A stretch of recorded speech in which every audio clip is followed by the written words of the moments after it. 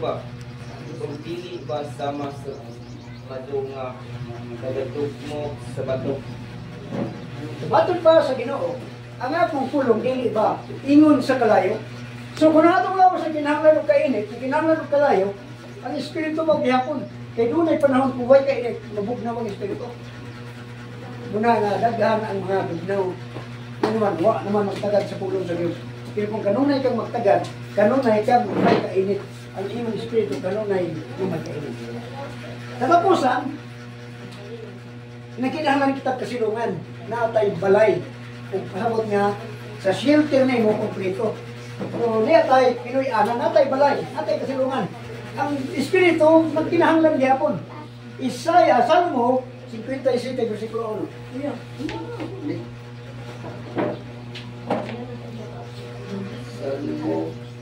Salmo 57:1. Maluoy ka kanako o Dios, maluoy ka kanako. Kaya ang akong kalag midangop diha kanimo. Buo sa landong sa imong mga pako, udangop ako. Hangtod nga kining mga kagul-anan managpangagi. So wala tayo lain kasilungan. Matrapa sa pulong nga dangop ako kanimo sa landong. Hangtod nga kining mga kagul-anan managpangagi. Sa ato pa, nganong natay balay para nga makasilong kita kung naay init. Makasilong kita kung naay ulan. Ang atong espiritu, dili literal nga ulan kainit ang mation. Ang atong espiritu, kung doon na kay mga problema, kagulanan, dahil pagpanginahanglan, nakakasabalatian, nakakasamok, bagyo ni siya sa imong kinabuhi, asa ka man mo silong. Ang espiritu mo silong, dito ilalong sa gamhanan, sa landong sa gamhanan kamot sa Dios. Ito sa dito mo silong. Kaya kini, sa literal man pero ang sasulod, ang espiritu minahanglan sa Ginoo, sa presensya sa Ginoo. Katapusan, 1 Pedro 5, versikulo 6 pa sa 7.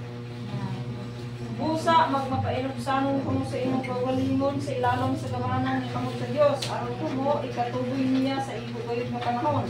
Nga itugyan ninyo kaniya ang tanan ninyo mga kabuol, kay siya magabantay kaninyo. Sa ato ba, magpailalom kamo sa gamahanan kamo sa Dios. So diha, di kita mo silong. Kay kini, kikinahanglan sa atong espiritu. Ang atong lawas, ang kinahanglan na balay. Pero ang atong espiritu na kinahanglan sa Dios.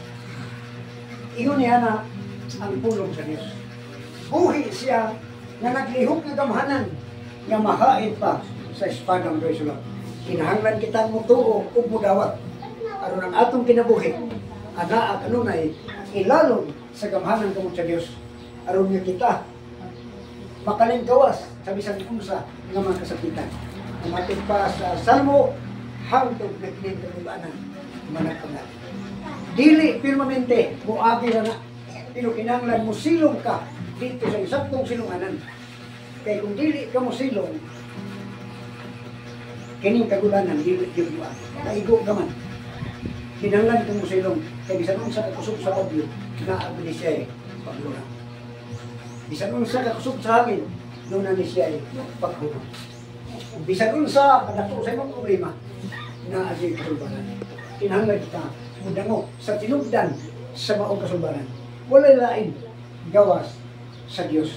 Ug uhan ta ug dawaton ang pulong sa Dios tungod kay kini buhi nga naglihok nga gamahan. Ang Dios, o sa katapusan,